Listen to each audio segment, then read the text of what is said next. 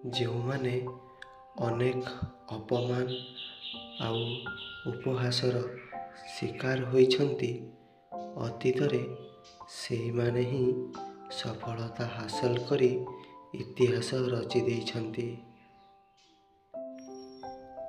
କିଏ କେବେ କାହାର, କେତେ ନିଜର, ଏକଥା କେବଳ ଖରାପ ସମୟ ଜଣେଇ ଦେଇଥାଏ। ଜୀବନରେ ଗୋଟିଏ ନିୟମ ରଖ, ଯିଏ ତୁମକୁ ସମ୍ମାନ ନ ଦେଉଛି ତୁମେ ତାକୁ ଅଣଦେଖା କରିବା ଶିଖ। ଜିତିବାର ମଜା ସେତେବେଳେ ଅଧିକ ମିଳିଥାଏ ଯେତେବେଳେ ତୁମକୁ ସାରା ଦୁନିଆ ହରେଇବାକୁ ଚାହେଁ।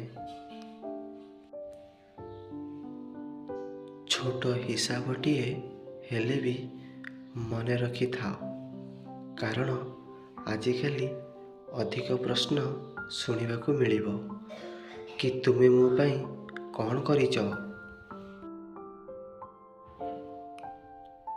ଉପହାସ ଅନ୍ୟ ଲୋକ ଦ୍ୱାରା ନୁହେଁ, ଆମେ ନିଜକୁ କରିଥାଉ ଅନ୍ୟ ଲୋକଙ୍କୁ ନିଜ କମଜୋରି ଜଣେଇକି।